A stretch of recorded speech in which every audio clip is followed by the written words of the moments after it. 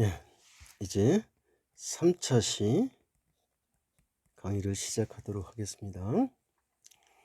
바로 앞에선 풀프루프 기능에 대해서 설명을 드렸고요.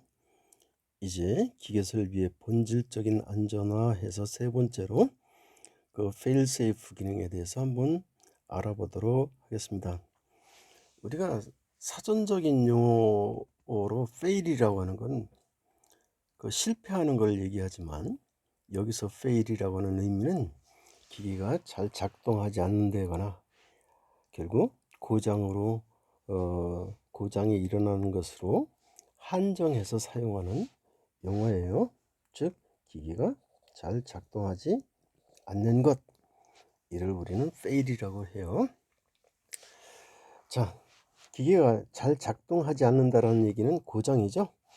그래서 그 fail safe는 기계가 고장이 났을 경우 그대로 사고 재해로 연결되는 일이 없이 그 안전을 확보하는 그러한 기능을 우리는 이제 fail safe 기능, 이렇게 정의를 할 수가 있어요.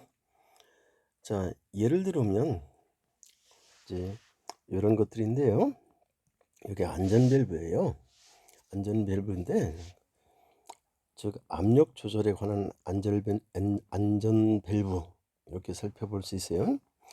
이런 얘기를 해볼게요. 이런 압력 용기가 있다고 해보도록 할게요. 여기에 그 사용 압력 또는 허용 압력이 만약에 10kg force per cm² 이렇다고 해보도록 할게요. 그런데 어찌어찌 잘못돼서 얘가 10kg 이상이 되게 되면 이 압력 용기가 어떻게 될까요? 폭발할 수 있겠죠. 자, 그러면 안 되니까 여기에 뭐를 붙이겠어요? 세이프티 밸브를 이렇게 안전 릴리프 밸브겠죠. 이런 것들이 있어서, 자, 압력이 설정한 압력 이상이 되면 이 밸브가 자동으로 작동을 해서요. 어떻게? 용기 내 고압에 의한 이상 발생이 일어나지 않도록, 이건 사고죠. 이상 발생이, 즉 폭발이나 이런 것들이죠. 일어나지 않도록 또는 이상 발생을 방지하는 그러한 기능을 가진 이런 기계 요소들이죠. 그렇죠? 자, 그러면 요 fail safe에서 요 기능들을 한번 어떤 기능이 있는지 하나하나 살펴보도록 할게요. 요 기능에는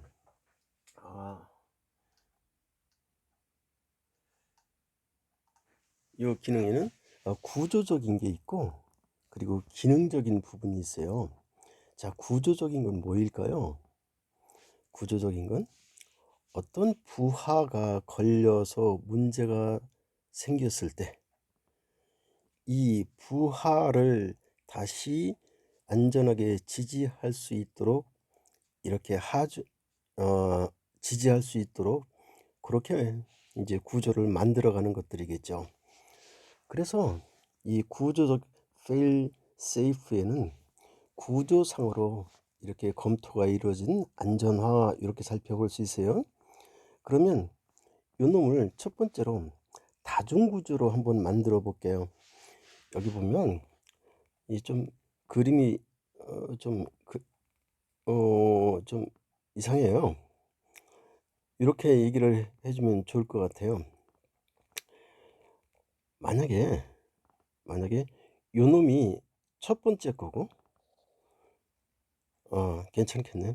요 놈이 첫 번째 건인데, 첫 번째 요 놈이 어떻게 됐어요? 구조적으로 문제가 있어요. 그러면 요 놈을 어떻게 해주면 돼요? 그럼 그 다음에는 요 놈이 구조적으로 문제가 있으니까 그 경로를 바꿔 가지고 어떻게? 요 놈이, 그러니까 요 놈이죠? 요 놈을 대치하도록, 또는 그 경로가, 하중의 경로가 여기에서 요쪽으로 이렇게 하중을 분담할 수 있도록 그렇게 만들어 놓는 거예요. 그래서 보면 다중구조는 하중의 경로를 이렇게 하나만이 아니고 여러 개를 두어서 여러 개를 많이 만들면 안 되죠. 그러면 커지고 이제 고가가 되어 버리겠죠. 그러니까 하중의 경로를 뭐 한 개 이상 두어서 뭐 두 개, 세 개 이렇게 했죠. 두어서 하나의 부재가 손상 시 다른 부재가 첫 번째 부재가 손상 시 다른 부재가 그 하중을 분담하여 지지할 수 있도록 만들어 놓은 거예요. 이런 이런 구조를 다중구조 이렇게 얘기하고요. 두 번째는 구조상으로 안전화를 기하려니까 요 분할 구조예요. 얘는 여기 한번 살펴봐 보도록 할게요. 요 놈이죠. 요 놈이 구조가 어떻게 되어 있나 보세요. 두 개가 나뉘어 있어요. 그래서 하나의 큰 부재 대신에 하나의 큰 부재, 이 전체를 하나로 만들지 않고 요 작은 부재 두 개를 조립형으로 만들어서 하나의 부재 이상이 발생하면, 그죠?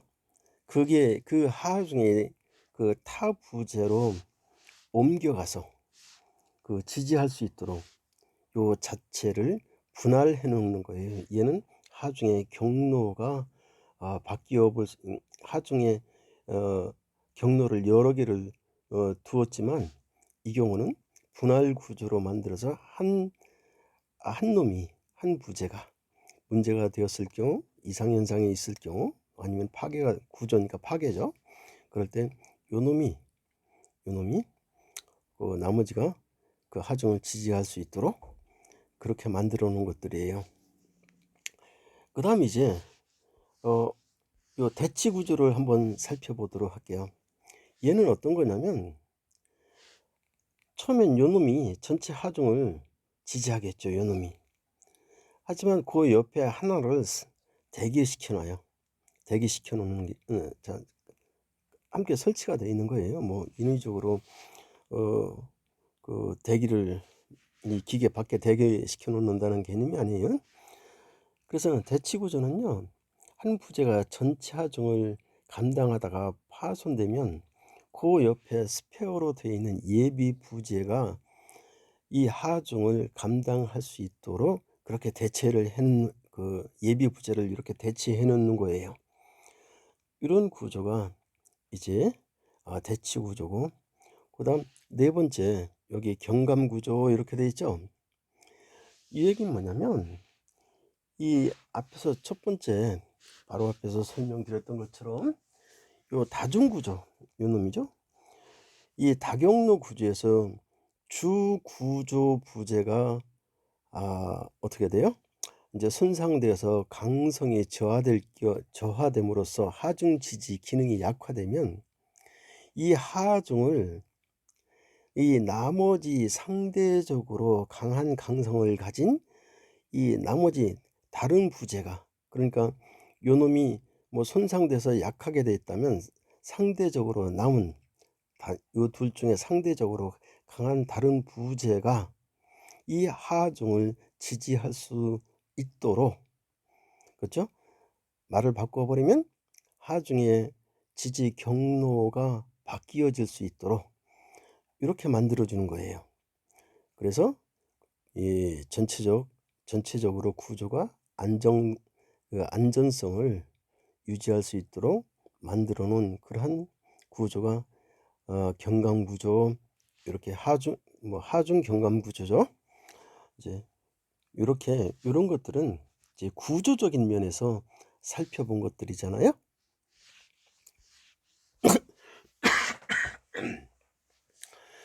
그다음 이제 요 기능적인 것들인데요. 우리가 철도를 한번 살펴봐 보도록 할게요. 우리가 철도 뭐 지하철 이런 것들을 보면 정상적인 운전 상태에선 저 뭐죠? 청색 신호등이에요. 근데 또 적색 신호가 되었을 때는 운전이 어떻게 돼요? 이제 그 전동차가 아니면 어떤 뭐 기타 뭐 기차가 되었든 이런 것들이 정지를 해야 되는데, 만약에 적색 신호가 되었는데도 죄송합니다. 적색 신호가 이렇게 들어와야 할 곳에 기능적으로 잘못돼서 청색 신호가 되어서 운전이 계속된다면 그다음에 일어날 재해에 대해서는 끔찍하죠. 생각하기도 싫죠. 그래서 이런 것들은 이제 기능적인 fail and safe예요. 그래서 예를 들어 본 거예요. 예, 철도 신호 같은 경우를 예를 들었는데, 만약에 신호가 정상적일 때, 그죠?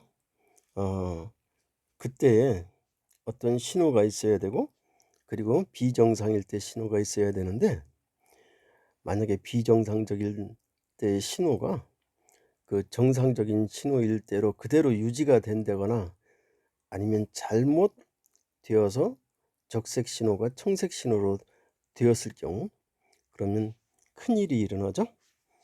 자, 요같이 이런 것들은 기능적인 fair and safe 기능이 되겠죠. 그 다음 이제 이런 얘기를 하나 해보도록 할게요. 기계 설비의 안전 조건 이렇게 얘기를 했는데요. 이제 우리가 그 외부적으로 이렇게 한번 살펴볼게요. 외형의 안전화 타이틀을 주제를 이렇게 잡았는데요. 자, 어떤 것들이 있는고 하면 기계라고 하는 것들은 기본 운동이 있다고 그랬어요. 직선 운동도 있고 회전 운동도 있고 왕복 운동도 있고 또 어떤 경우는 이제 복합 운동도 있겠죠. 자, 이런 것들로 인해서 위험이 노출될 수 있는데 이런 것도 있겠지만 또 어떤 경우도 있냐면 그 위에 날카로운 부분이 있다거나, 그죠? 이런 것들이 외부적으로 노출이 안 돼야 돼요. 만약에 이런 운동 부분이 있으면 그걸 그대로 두는 게 아니라 그 위에 어떻게 하면 돼요? 커버를 설치하면 되죠. 그래서 이 부분에 작업자가 접근할 수 없도록 만들어야 되겠죠.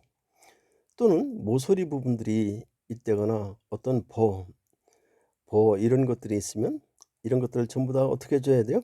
둥그렇게 만든다거나 아니면 제거를 해줘야 되겠죠. 아니면 뭐 주의 표시를 한다든가 그래야 되겠죠. 이런 것들은 전부 다 뭐예요? 외형적인 것들이죠. 그래서 이런 것은 외형적인 그 안전화 이렇게 할 수 있고요. 두 번째 이제 기능에 관계된 것들인데요. 기능이라고 하는 건 주로 어떤 것들이 있는가 하면 특히 이제 자동화 설비에서 문제가 되는데요. 자동화 설비를 이렇게 우리가 구입한다거나 사용할 때 반드시 이제 검토해야 되는 사항들 중에 오작동을 한번 살펴볼 수 있을 거예요. 예를 들어 보도록 할게요. 우리가 이제 자동화 설비를 이제 추구하는 거는 생산성 그리고 효율성 이런 것들을 어찌하고 싶어서 향상시키고 제고하고 싶어서 그러는 것들이잖아요. 그래서 현대의 생산 시설은 거지가 다 어찌하려고 그래요? 자동화 시키려고 그러죠. 근데 이 자동화를 시키다 보니까 다 좋죠. 능률적이고 뭐 생산성이 향상되고 효율성이 있고. 하지만 거기에 비례해서 반드시 뭐가 뒤따라와요? 이제 재해나 사고의 발생이 어떻게 돼요? 이제 뒤따라오죠. 즉 이제 늘어나게 되는 것들이죠. 그래서 이러한 사고나 아니면 뭐 어떤 재해가 발생하지 않도록 하려면 우리가 자동화 설비를 구입을 할 때 얘가 안전적인 측면에서 문제가 없는지 그 어떤 사항들을 검토해야 되는지 한번 살펴봐야 되잖아요. 그래서 자동화 설비를 구입한다거나 사용할 때 반드시 검토하고 가야 될 사항들이, 자, 단락이나 트립이나 아니면 스위치에 릴레이 이거 트립에 관계된 것들이죠. 요런 놈들이 오작동이 있나? 아니면 이제 전기를 쓰니까 전압의 강 하나 아니면 정전이 됐을 때 오작동이 있나? 아니면 밸브 같은 경우가 이 설비에는 많이 있으니까 이 밸브 계통의 어떤 고장에 따른 오작동이 있나? 그죠? 그 이에 또 뭐가 있을까요?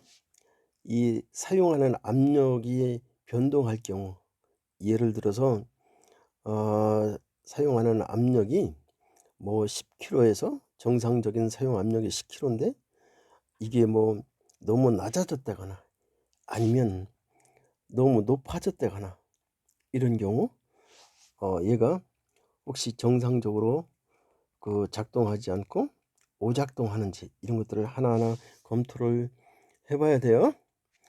그 다음에 이제 두 번째, 기능의 안전화 방법 이렇게 얘기를 했는데요.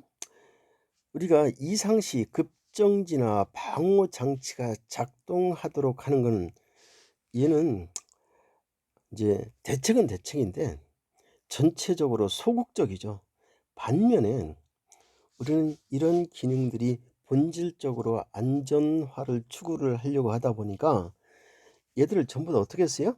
이러한 기능들을 전부 다 내재시켜 놨잖아요. 어떻게? 회로 개선을 통해서. 그쵸? 그래서 요놈이 어떤 이상 현상이 발견되었을 때 이 오작동도 방지하게 할 뿐만 아니라 정상 복구할 수 있도록 복구가 될 수 있도록 이제 대책을 세우는 것들은 앞에서 그냥 방호 장치가 작동하거나 그냥 정지만 하라든가 이런 소극적인 거에 비해서 얘는 상대적으로 적극적인 대책이 되겠죠. 적극적인 부분들이 되겠죠. 자, 그다음에 이제 구조의 안전화 되는데요. 약간 좀 일찍 나온 얘기인데요. 요 뒤편에 이제 우리가 이 교재의 마지막 장에 가면 뭐가 있냐면 이제 파괴에 대한 얘기를 좀 다룰 건데요. 그때 내용을 설명을 하고 요 얘기를 하게 되면 더 쉽게 더 흥미롭게 들을 수 있는 그런 부분인데 우리 교재에 일찍 나왔으니까 뭐 일찍 한번 시작을 해 보도록 하겠습니다.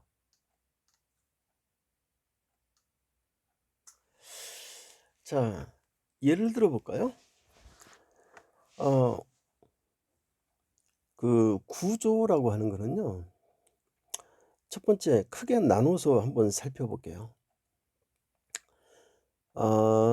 이런 거 한번 살펴볼까요? 우리가 어떤 쇳덩이가 있잖아요. 쇳덩이가. 우리가 금속을 용융시키고 응고시키고 그리고 가공을 해서 우리가 어떤 유용한 형태로 설계된 형태로 만든다고 했을 때 이 원자재, 그러니까 그 쥐형으로부터 만들어낸 어떤 주물이 있겠죠. 주물 또는 뭐 강괴 이런 것들이죠. 그걸 우리가 인곳 이렇게 얘기하는데요. 요런 놈들은요 아주 실험실에서 이상적인 조건 하에서 만들지 않으면 그 안에는 항상 뭐가 있냐면 결함이 있어요. 그 결함이라는 게 어떤 조직의 결함인데요.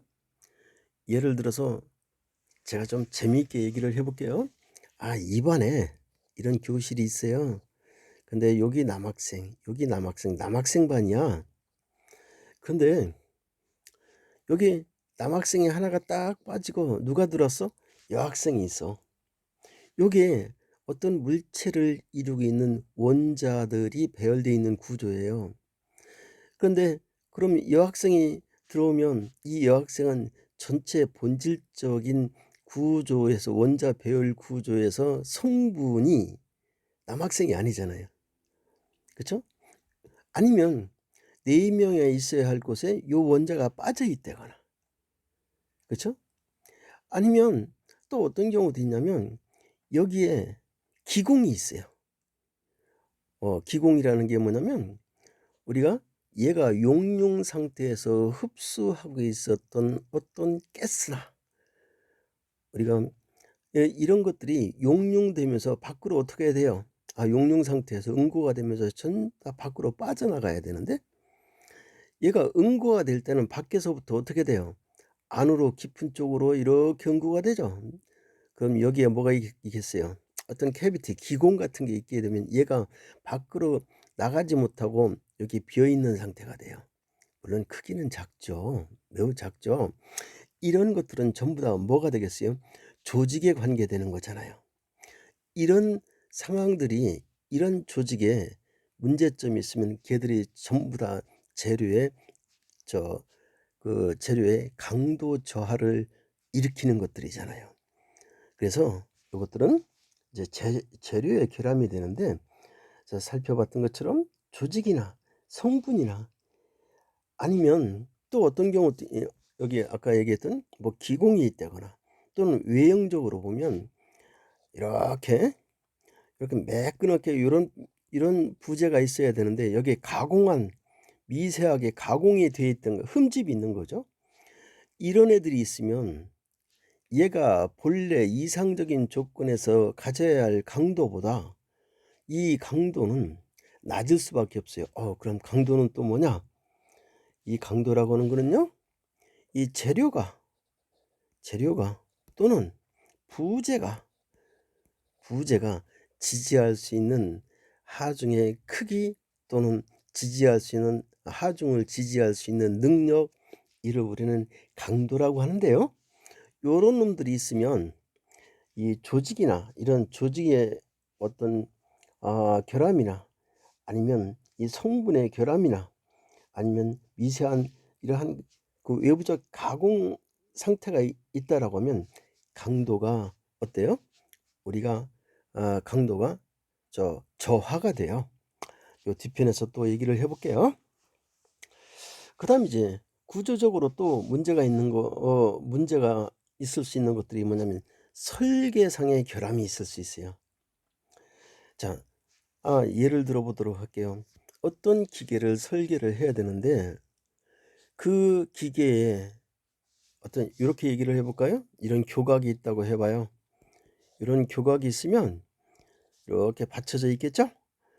여기에 우리가 설계할 때는 이 교각의 상판을 뭐 하중 100kg 포스포 센치 스퀘어 요런 하중을 1cm 스퀘어당 100kg의 하중이 받는다라고 그 가정을 해서 얘를 설계를 하잖아요. 근데 그때 설계했던 그 설계 하중이 어찌어찌 실제로 얘들이 운전되면서 보니까 아니야 100이 아니고 얼마로 증가해요? 150kg 포스로 이렇게 증가할 수도 있잖아요. 이런 것들은 뭐예요? 이런 것들은 부하를 잘못했다거나 부하를 잘못 가정을 했다거나 아니면 계산을 하는데 간혹 요새 또 재미있는 거 있대. 재미는 아니지. 뭐 공군 조종사가 폭탄 투하하는 좌표 위치를 잘못 입력을 해서 뭐 이번 크게 또 사고 났죠. 이런 것처럼 계산상의 사고를 계산을 정확하지 못하고 어딘가에 그 착오를 일으켜서 실제 그 계산해 보니까 자재 직경이 10cm가 돼야 되는데 그 착오로 얘가 9cm가 됐어. 그럼 어떻게 되겠어요? 얘가 부재가 충분한 그 강도를 갖지 못하니까 안전성이 결여가 되겠죠. 등등 이런 것들이 일어날 수 있는 가능성을 전부 다 고려해서 특히 이 구조 해석상 계산상 문제보다 이 조직이나 아니면 성분의 결함이나 아니면 미세한 외적 가공 상태가 있었다거나 아니면 뭐 재료를 사용하다 보니까 어떤 이 열화라고 하는 건 그런 거겠죠. 그런 거겠죠. 어떤 금속보다 엔지니어링 플라스틱이나 그 이외의 그런 것들이겠죠. 얘네들이 이런 것들을 정확하게 어찌할 수 있어요? 반영할 수가 없으니까 그 여유치로 주는 것들이 뭐예요? 안전계수잖아요. 그래서 안전계수를 도입하는 거예요. 그다음 또 아주 중요한 결함 중에 하나가 가공이에요. 자, 이 가공 결함이라고 하니깐요. 자, 어떤 것들이 있는가 하면 어떤 노치가 있어요. 노치. 이렇게 이런 부재가 있어야 되는데 여기에 이렇게 흠이 있어. 아니면 여기에다가 뭐를 해? 이렇게 용접을 해서 이렇게 이 면이 스무스하지 못하고 어떤 형태의 변화가 있어요. 또 재미있는 거 뭐 있을까요? 이런 축이 있어. 이렇게 돼 있어. 그러면 기하학적 형태가 이런 부분들은 전부 다 변하죠. 거기에는요, 반드시 하중을 받을 때 아주 위험한 요소가 뭐가 되냐면 응력이 집중돼요. 응력이. 그다음 어떤 경우가 있냐면요. 주기적으로 반복되는 하중을 받게 되면 정적인 상태에서는 아주 안전적이었던, 즉 여유가 많았던 것들도 구조상으로 이 반복 하중을 받게 되면 요 피로 때문에 생각하지 않은 파괴가 일어나요. 그래서 이런 것들을 일컬어서 이제 가공, 결함 이렇게 해놨어요. 그래서 구조적으로 보면 재료의 결함, 또 설계의 결함, 그죠? 그다음 이제 이 가공상에 문제가 있어서 문제는 아니죠. 가공 설계에 따라 하려고 하다 보니까 그때 생겨나는 기하학적 형상 변화에 따른 응력 집중이나 피로나 아니면 가공 과정에서 발생했던 어떤 경화 현상이나 이건 주로 소성에 관계된 것들이에요. 이런 것 때문에 예기치 못한 파괴가 일어나기도 해요. 그럼 대책은 뭐냐? 자, 대책은요. 이제 그 안전계수예요. 안전계수. 자, 그러면 안전계수를 얘기를 하려면 허용응력이라고 하는 얘기도 함께 따라와 줘야 돼요. 그럼 그 얘기를 좀 해보도록 하겠습니다. 자, 이 기계를 설계한다거나 어떤 부재를 설계할 때 거기에 작용하는 외력 또는 하중에 의해서 얘를 지지해야 되는 내력이 만들어져요. 단위 면적당 내력의 크기를 우리는 뭐라고 하냐면 응령 이렇게 얘기해요. 그래서 이 외력의 종류는 어떤 것들이 있냐면 정하중도 있겠죠. 여기 또 어떤 것도 있겠어요? 주기하중, 즉 주기적으로 반복하는 반복하중도 있을 것이고요. 그 다음이요, 이 고온 상태에서 운전이 되는 그런 기계들도 있어요. 그거는 고온 상태에서는 어찌 돼요? 이제 이 정상적인 실온에서보다 이 기계적 성질이 저하가 돼요. 그래서 우리는 그를 크립 강도라고 그러는데요.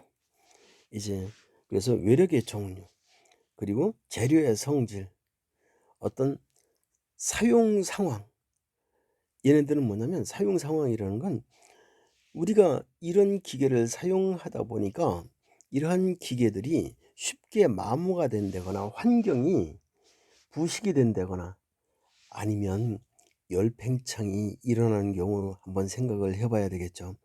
얘들은 전부 다 어디에 문제를 일으켜요? 기계 설계에 강도에 영향을 미치잖아요. 따라서 이와 같이 외력의 종류나 재료의 성질, 그리고 사용 환경, 상황이라는 건 환경이니까요.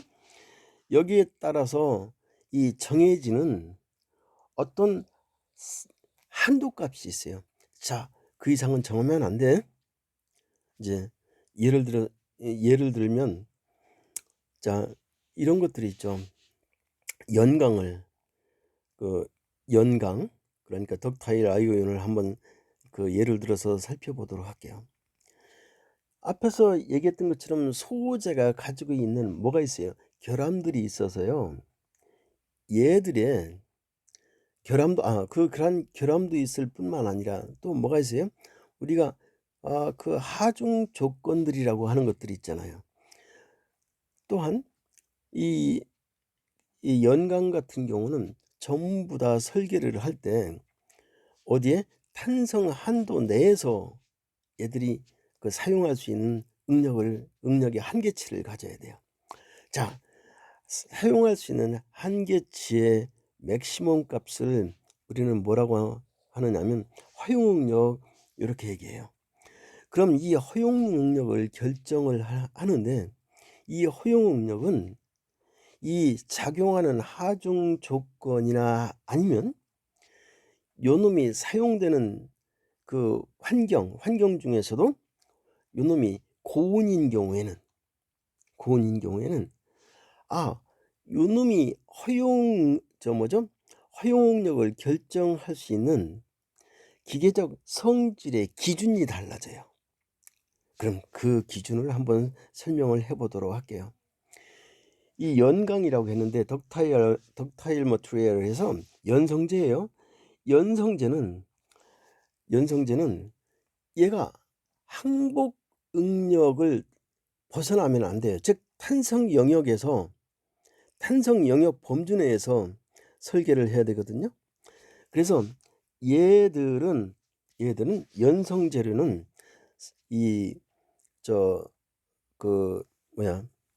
요 기준이, 허용력을 결정하는 기준이 이 항복 응력이에요.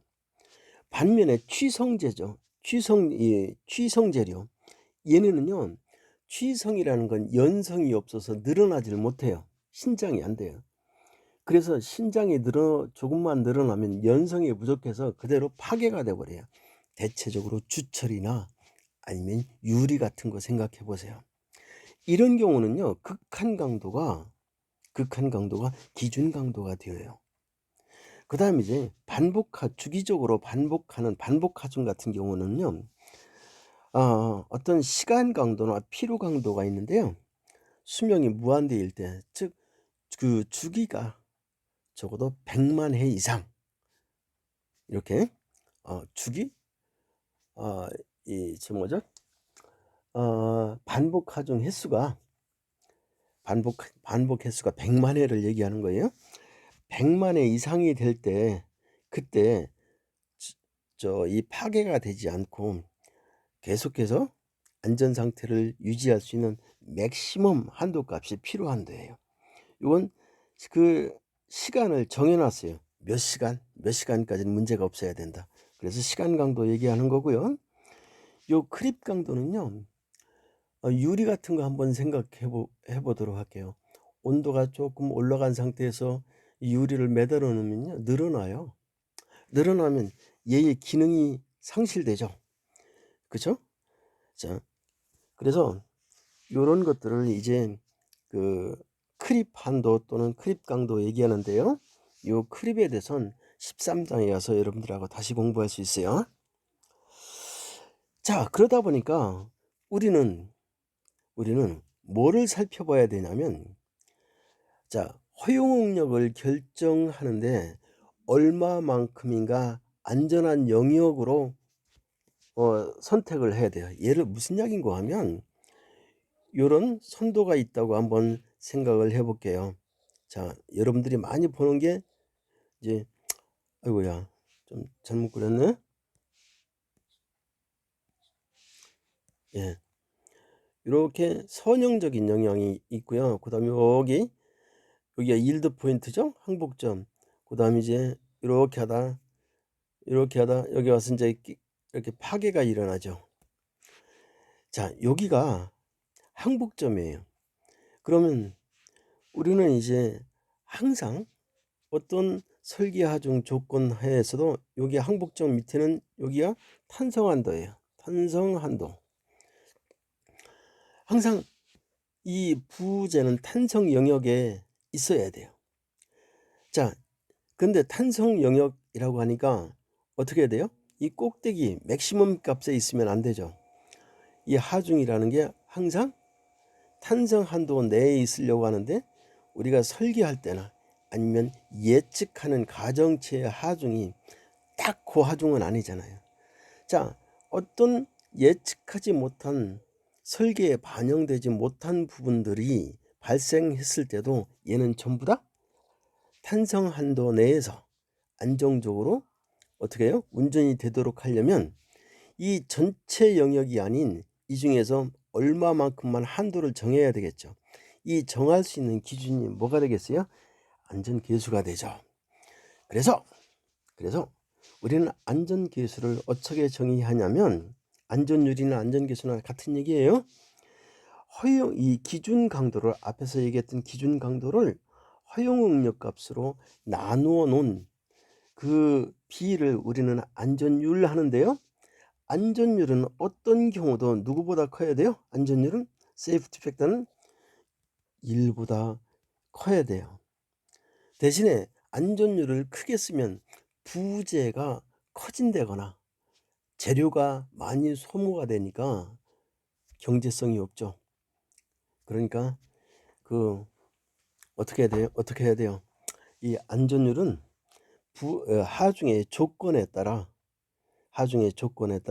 이제 다르게 줄 수밖에 없어요. 자, 그러면 안전계수 제가 이렇게 해놨는데요. 설정한 계산한 것들이죠. 그 계산한 응력의 부정확성, 그 응력 설정의 부정확, 재료가 불균 결함이죠. 이런 것들로 인해서 신뢰도가 충분하지 않으니까 신뢰도가 결여가 됐다는 얘기예요. 그래서 이런 부분들이 있다고 해도 충분히 안전도를 갖게 하기 위해서 항상 어때야 돼요? 그 허용 응력이나 허용 강도 값보다 실제로는 기준 강도 값이 훨씬 크게 만들어야 돼요. 보통 보면 그 하중의 종류마다 다른데요. 연강 같은 경우에는, 그러니까 연성재료죠. 이런 경우에는 항복점의 3분의 2 정도까지밖에 쓰지를 않아요. 그럼 40% 정도는 뭐예요? 여유치로 가지고 가는 것들이죠. 그래서 안전율을 계산하는 걸 보면 수식이 그 전에 우리가 여기 극한 강도 이렇게 얘기했는데, 극한 강도에는요, 요걸 인장 시험할 때 요점을 뭐라고 하냐면 인장 강도 이렇게 얘기를 해요. 그리고 파단 강도는요, 어디냐면 이렇게 파괴가 일어날 때 강도예요. 파단 강도는 인장 강도보다 작아요. 이거는 이제 추가로 뒤에서 한 번 더 설명을 해드릴게요. 그 다음에 이제 최대 강도 이렇게 되어 있는데요. 얘네들은 요의 이 기준 강도들은 앞에서 제가 설명드렸어요. 뭐에 따라 틀려요? 소재에 따라, 하중 조건에 따라 달라요. 자, 그러면 여기 한번 살펴보도록 할게요. 이 안전계수를 설정하는 데 영향을 미치는 요소, 아까 제가 말씀드렸어요. 자, 하중 조건, 얘가 동하중이냐, 즉 동하중은 주기하중, 반복하중을 얘기하는 거예요. 또 충격이냐, 이런 애들은 이 정적 하중에 비해 안전율을 크게 줘야 돼요. 그리고 또 어떤 경우가 있냐면, 대부분의 우리가 사용하는 일반적인 금속 재료들은 이미 다 실험 온도별로 온도별로 실험을 통해서 기계적 성질이 다 검증이 됐어요. 알려져 있다고요. 그것들이 실험할 때 주로 하는 것들이 인장이나 압축 시험들이거든요. 근데 그런 시험이 아니고, 얘가 쓰이는 용도가 여기서 요 압축이라고 나와 있는 거는요, 요거는 탄성 영역 내에서는 인장에서 실험한 기계적 성질이나 압축에서 실험한 기계적 성질 값이 같아요. 근데 문제는 이 탄성 영역을 벗어나면 이제 얘기가 달라져요. 그래서 여기 압축이나 전단이나 비틀림 요런 것들은요, 안전율을 누구보다 정적 하중이 작용할 때보다, 또는 정적 하중보다 인장이나 굽힘에 의해서 요런 용도로 쓰일 때보다 요런 놈들이 작용하게 되면 안전율을 더 크게 줘야 돼요. 그다음 이제 요 취성재료는요, 아까 제가 뭐라고 설명드렸는가 하면 주물이나 아니면 뭐가 있죠? 그라스나 이런 애들, 즉 연성이 아주 작은 애들이에요. 그런 재료를 우리는 취성재료라고 하는데요. 이 연성재료와 취성재료의 큰 차이가 뭐냐면요. 연성재료는 얘가 소성 상태, 즉 일드 포인트에 이르러도 얘가 그 다음에 변형 경화 또는 가공 경화가 일어나서 얘가 그대로 금방 파괴가 되지 않아요. 반면에 취성재료는요, 연성이 부족하고 극한 강도에 이르면 그대로 파괴가 돼요. 그래서 연성재료보다 취성재료는요, 말을 좀 바꿔보면 취성재료는 누구보다 연성재료보다 뭐가 커야 돼요? 안전율이 커야 돼요. 안전계수값이 커야 돼요. 그 다음에 이제 우리가 안전계수를 또 줘야 될 때 어떤 것들이 있냐면, 우리가 하중이 주어지는 것들은 주로 정하중이거든요. 근데 정하중이 아니고 우리가 반영하지 못하는 하중들이 있어요. 그런 것들이 어떤 것들이 있냐면, 여러분들 용접해봐요. 용접해본 이런 철판을 두 개를 딱 이렇게 용접을 하잖아요. 여기 이렇게 용접을 해버리면 이 철판들이 이런 형태가 돼요. 이렇게 용접이 돼서 이렇게 휘어요. 여기에 뭐가 있어요? 잔류응력이 있어서 평형 상태를 이루기에 얘들이 이렇게 휘게 돼요. 그래서 관성력이나 잔류응력이나 아니면 그 이에 또 다른 어딘가에서 어떤 조건으로부터 오는 요도적 하중이 있을 건데, 얘네들을 다 반영하지 못하고 무시한 상태가 된다고요. 이럴 때는 어찌해야 되겠어요? 안전율을 크게 주는 수밖에 없어요. 이해가 됐어요? 그 다음 또 사용 환경, 사용 조건 이렇게 얘기했는데요. 대표적으로 열팽창이에요. 열팽창 같은 경우 얘가 어떤 조건에서 온도가 몇 도에서 몇 도씨까지 가변한다고 그러면 이 금속이 수축이 된다거나 늘어나게 되죠. 이 변형량 또는 변형률 때문에 생겨나는 또 응력이 있어요. 이런 것들을 다 이제 고려를 해야 되기 때문에 이런 상황들이 존재하게 되면 우리가 기준 강도만 가지고 계산을 안전계수를 결정했을 때보다 보다 큰 안전계수 값을 갖도록 해야 돼요. 그 다음 이제 여기 작업점에 이제 이 안전 조건에서 이제 작업점의 안전화에 대해서 한번 살펴봐 보도록 할게요. 이제 구조적인 건 정리가 됐고요.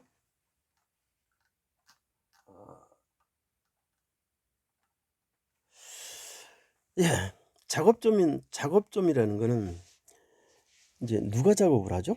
작업자가 작업을 할 거 아니에요. 그러니까 어떻게 검토를 해야 되겠어요? 사람 작업자의 그 측면에서 살펴봐야 될 거 아니에요. 그렇죠? 그래서 이제 어떤 기계 설비를 만들 때 그 기계 설비의 구조, 얘는요, 작업자라고 하는 게 운전하기만 하는 것도 있지만 요 작업하시는 분들은 유지 보수 합쳐서 보존까지 생각을 해봐야 되잖아요. 그리고 작업하시는 분들이 그 환경이, 예를 들어서 어떤 사람이 이런 통로를 지나가야 되는데 이 통로가 너무 좁아. 그러면 아주 조그만 사람은 지나갈 수 있지만 체구가 큰 사람은 지나가는데 불편하죠.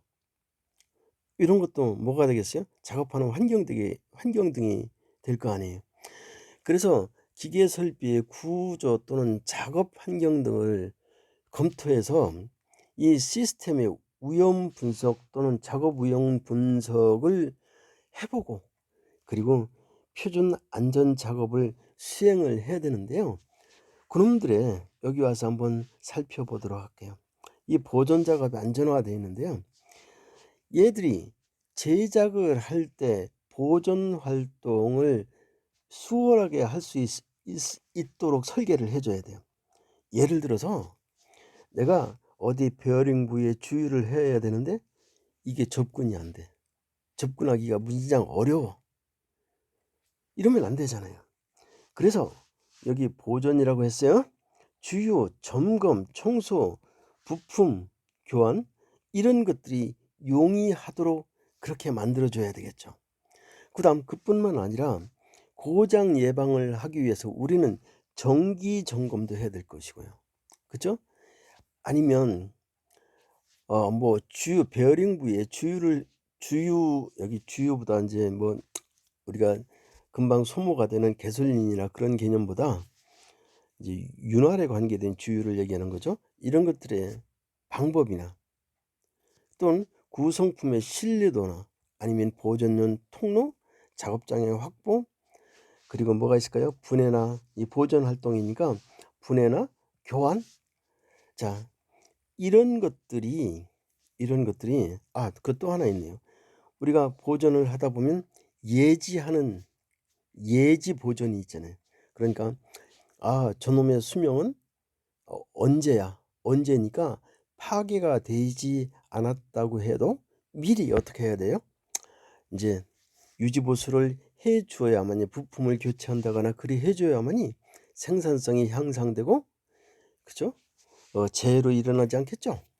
자, 이런 것들을 전제로 설계를 해 줘야 돼요. 그다음 이제 두 번째 거의 마지막인데요. 그 전에 이 모형을 하나 살펴볼게요. 이게 고작률 모형인데요. 요 고작물 모형에서 요 형태가 세 개가 있어요. 하나는 초기 고장이 있고요. 두 번째는 마모가 있고요. 세 번째는 랜덤이 있어요.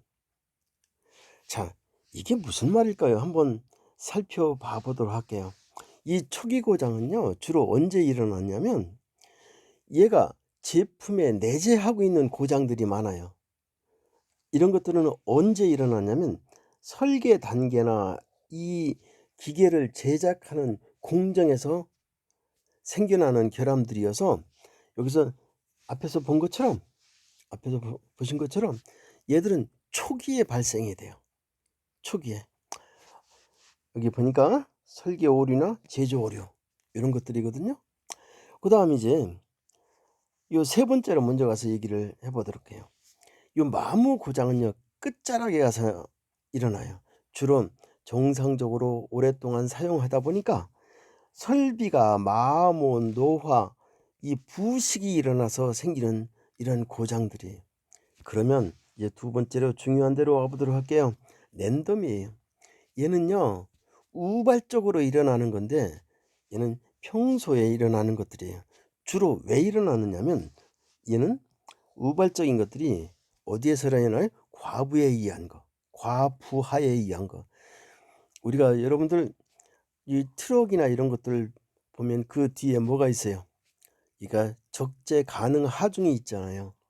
그런데 그놈보다 어떻게 해야 돼요? 과다하게 그 하중을 또는 그 짐을 실어버리면 그 차량에는 과부하가 걸리죠. 자, 이런 것 같이 이런 일로 인해서 우발적으로 발생하는 것들이에요. 그래서 이 우발적으로 발생하는 경우 그 원인을 살펴보았더니 부하가 과정이 너무 그 설계치 이상이었다거나 아니면 조작을 너무 그 많이 했다거나 아니면 사용자가 어떤 경우가 일어나냐면 과실을 일으켰다거나 또 뭐가 있겠어요? 중요한 거 안전기술을 너무 낮게 안전기술을 너무 낮게 가지고 간 거예요. 그러면 안전기술 같은 경우도 낮게 가지고 가면 어떻게 돼요? 얘가 특히 피로 반복 하중을 예로 들면 요놈이 100만 번 반복 하중을 견딜 수 있어야 되는데 얘가 횟수를 안전기술을 너무 작게 가지고 가면 얘가 10만 번에서 파손이 일어날 수 있어요. 자, 그런 것들을 얘기하는 거예요. 그다음 이제 이 우발적인 하중은요, 디버깅 중에 실수를 뭐 찾아보려고 하는 중에는 잘 발견이 안 돼요. 그죠? 그래서 이제 고장이 일어날 때 저 우발적인 이러한 고장들이 보통 일어나는 것들인데 얘들로 대치를 하려면 자, 뭐 해야 되겠어요? 소재가 신뢰도 높은 소재를 써야 될 거고, 그리고 이 하중이 여기 과부하가 걸리지 않도록 해야 되고, 그리고 하중의 종류에 따라 이 필요한 안전개수를 적절하게 하중의 종류별로 안전개수의 크기가 다르니까 그렇게 하중의 종류에 따라 안전개수를 다르게 설정을 해줘야 돼요. 자, 이렇게 해서 저 뭐죠? 2주차 3차시 강의를 모두 마치도록 하겠습니다. 수고하셨습니다. 그리고요, 여러분들 그 출석 체크 문제가 생기는 것 같은데 저도 한번 확인을 해봤거든요. 해보니까 그 교수 사이트에 들어가서 그 안에서 보면 여러분들이 수강한 학생들은 수강한 시간하고 그 수강한 인원이 있으면 몇 차시 수강했는지 수강하지 않았는지 그게 나타나는데 그 전자출결부에 거기에는 뭐 지각, 출석, 결석 뭐 그런 게 있는데 거기에는 그게 뜨지가 않더라고요. 그건 제가 저 시스템이 어떤가 다시 한번 확인해 보도록 하겠습니다. 수고하셨습니다.